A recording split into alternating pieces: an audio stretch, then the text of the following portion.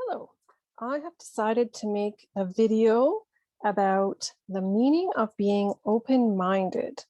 I realized during some discussions with my students that they don't always understand the difference between open-minded and tolerant.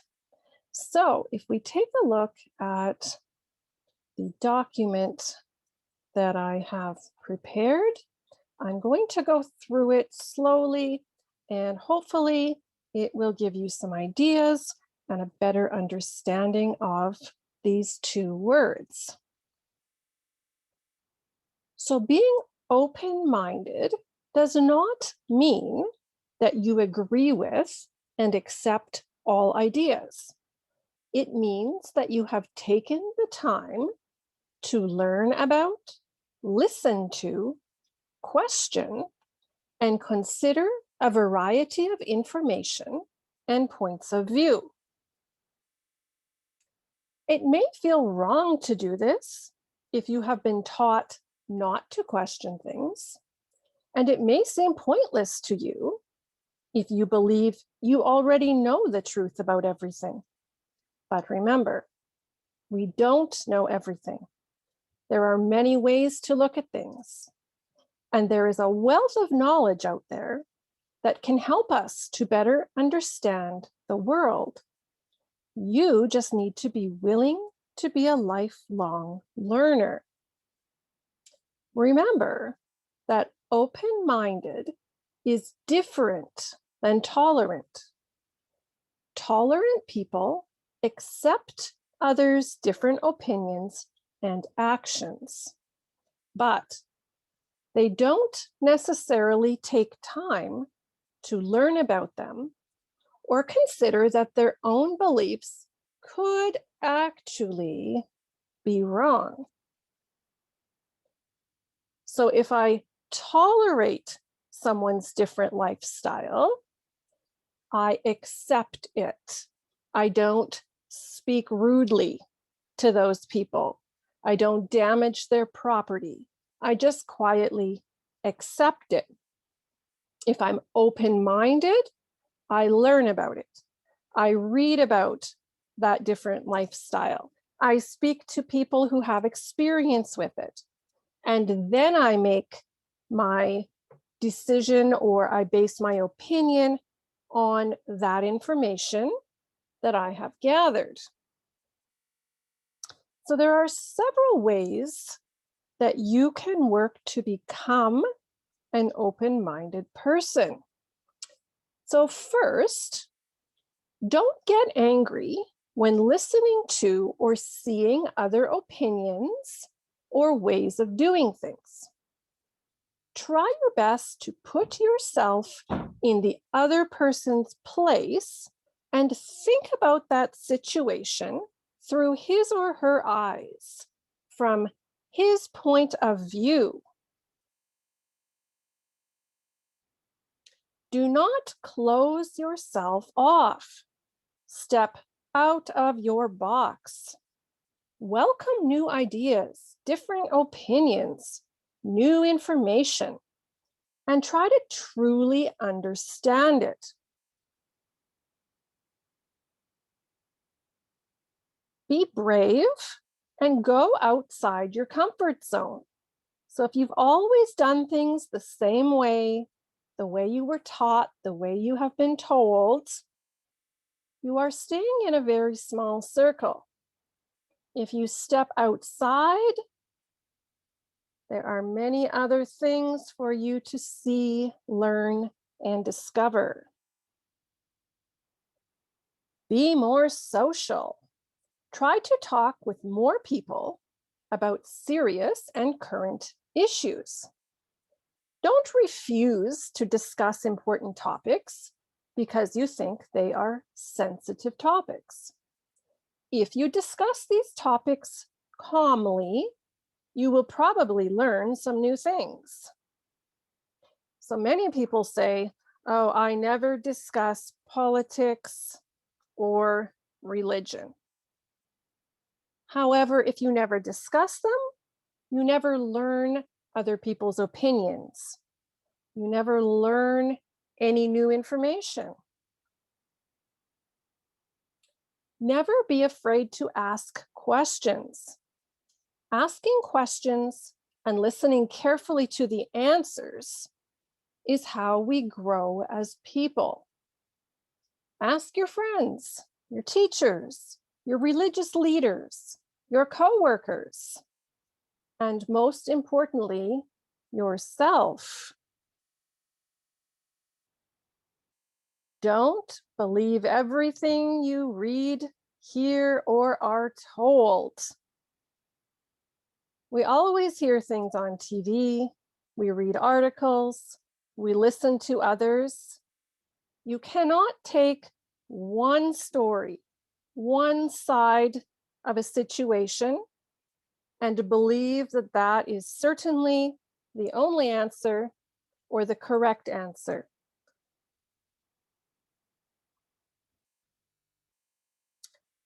You need to find it within yourself to accept that you are not always right. This is very difficult for us. Someone has taught us how to think. A religion has given us our opinion. Our parents told us what we need to do or believe. It's not always correct. Embrace learning. We are given one life. So learn as much about this world as you can while you are here. Learn for life. And number 9, question yourself. Do your ideas actually make sense? Or did someone just tell you to follow these things and you've never actually thought about them? Is there information and evidence to back up your ideas and opinions? Are your ideas and opinions relevant in today's world? Meaning, perhaps things were done a particular way dozens of years ago, hundreds of years ago, thousands of years ago, and it worked well or it made sense at that time.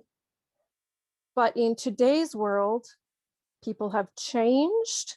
Science has given us new information, and those ideas and practices no longer make sense if we actually think about them.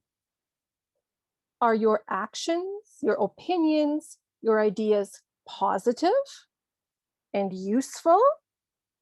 So if you, for example, have been taught to dislike an entire group of people, or believe they are lesser than you, or their lifestyle is wrong because you have read this or been taught this, is that something positive? Is that a useful attitude to have in this world? Is it bringing people together or pulling them apart? If it's separating people and pulling them apart, perhaps you should reconsider.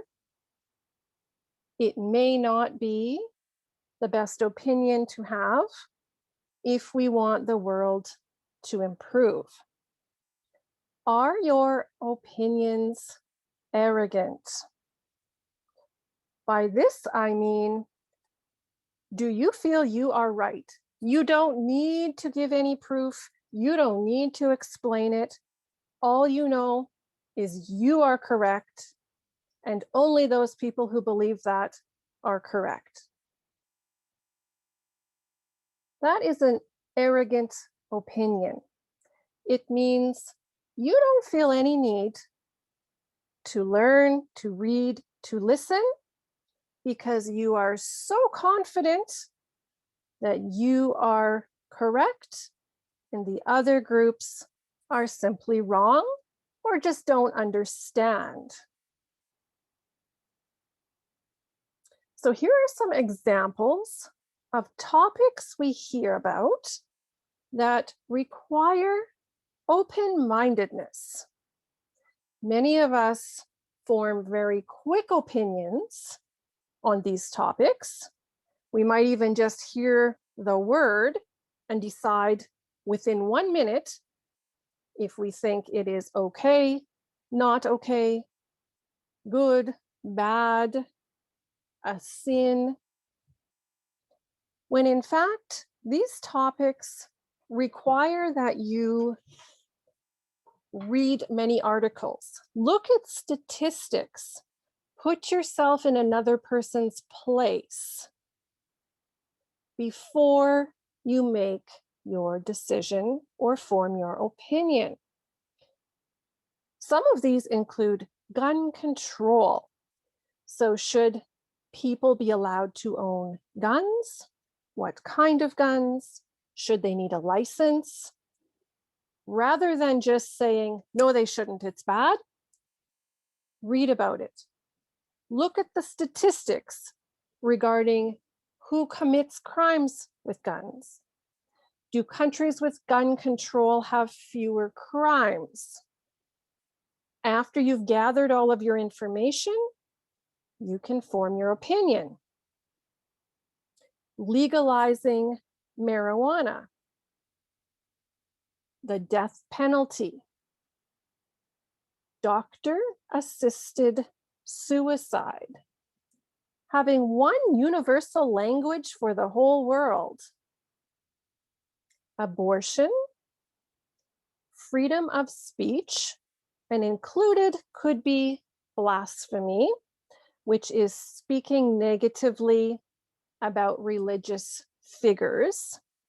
Some people have read in their book, this is wrong. I cannot say something negative about a religious figure.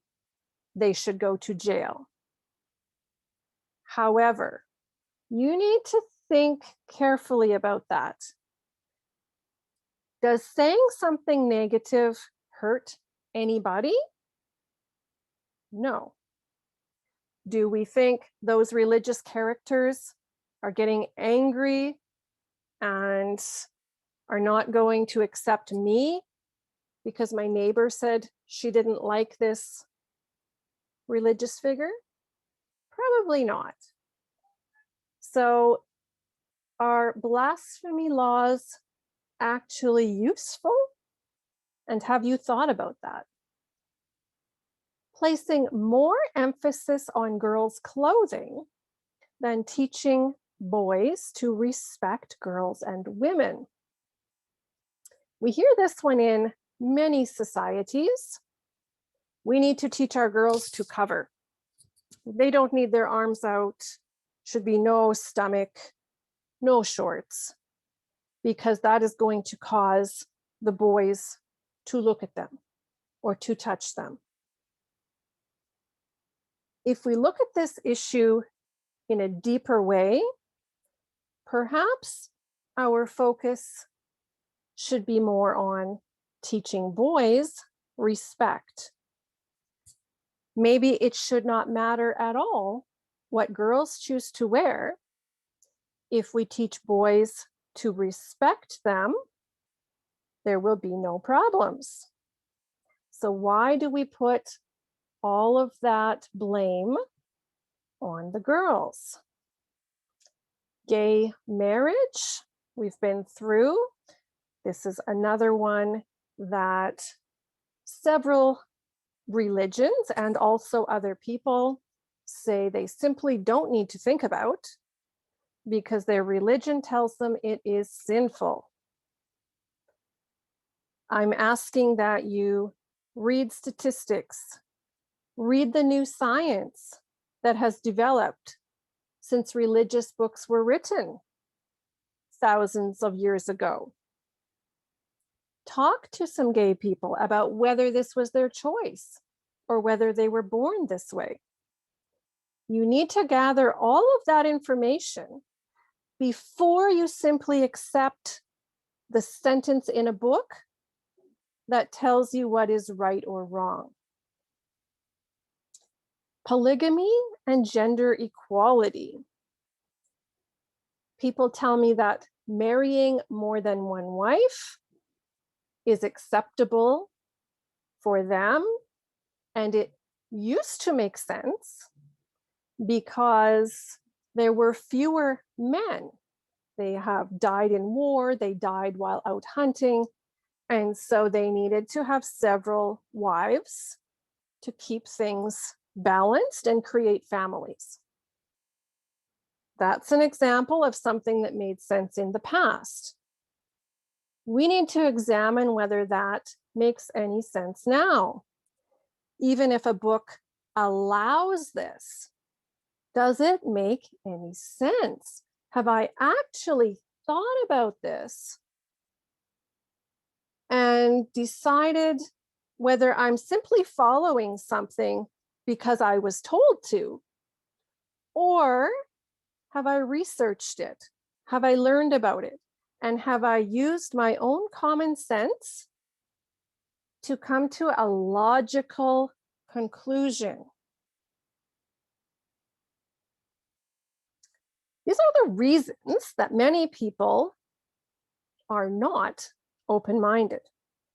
Some people say, the show told me that this is the answer. I just don't really care to learn any more about it. I just want to believe what he said, that's all. It's easy.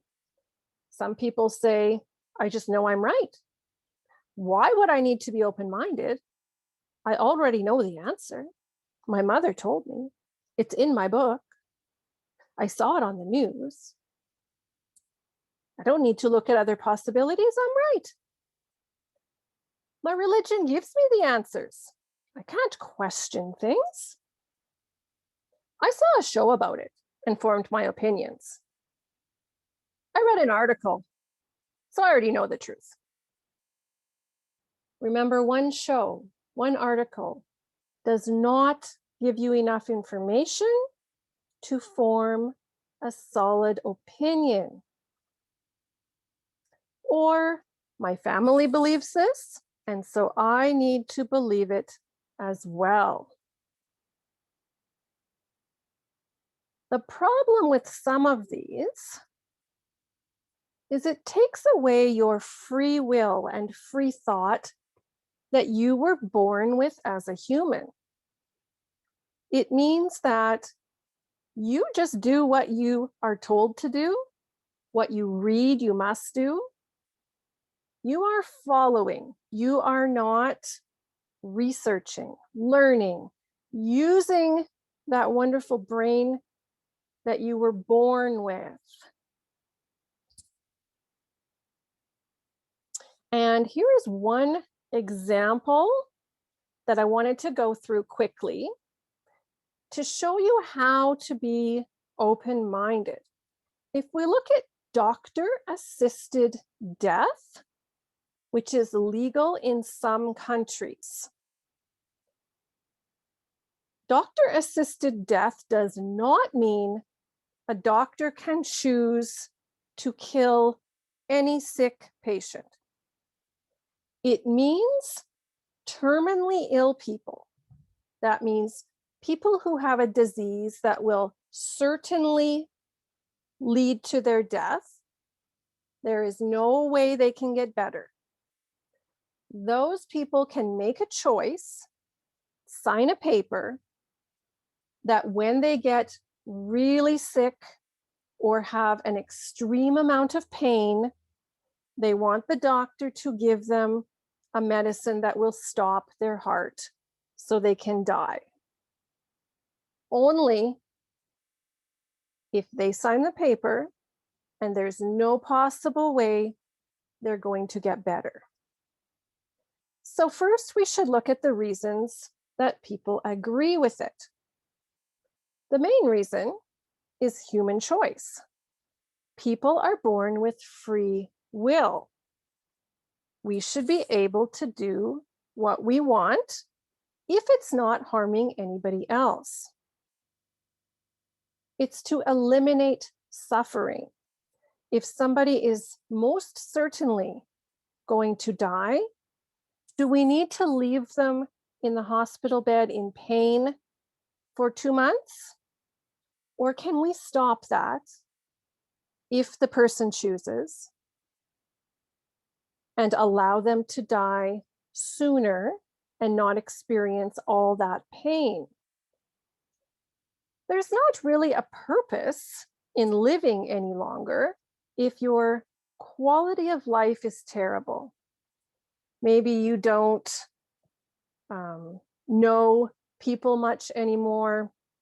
You can't get out of bed. You're in pain all day. Is there any sense in living this way for several months? What would be the purpose in doing so? And people say they are for it because it is that person's choice. It does not affect anyone else. It does not affect my neighbor. It does not affect you. It's my life, and my choice will not hurt you. Now, people against it, they say, well, it could be money-based. Places where they need insurance for medical care, the family could pressure that person and say, it's going to cost so much money if you stay alive for the 2 more months. If you just end your life now, we will save money. Mentally unstable people, they might sign this paper without understanding. So yes, they are very sick, they are going to die, but maybe they don't understand the paper they are signing. Doctors don't want this responsibility. Some doctors do not want to give people the pills that will stop their heart. And many people say it's against God's will. God should choose when people die. People should not choose. So to be open-minded, you need to look at all of these reasons. Sit down, think about them. Talk to people who've been through this experience. People who have been very sick, had people in their lives be very sick. People who are religious and not religious. Watch documentaries about it. Learn about the topic before you make your opinion. That's what open-minded is. If I learn all of the facts and then decide I'm against it because all of these things make more sense, that's absolutely fine. As long as I have taken the time to actually research it, consider all possibilities, put yourself in the mind of a person who's dying in pain and wants that medicine to just end it. Consider all points of view. I hope this video helped explain what open-minded means, gave you some information on how to become more open-minded, and made it a little bit more clear through the use of the assisted suicide example. That's all for now. Thank you for watching.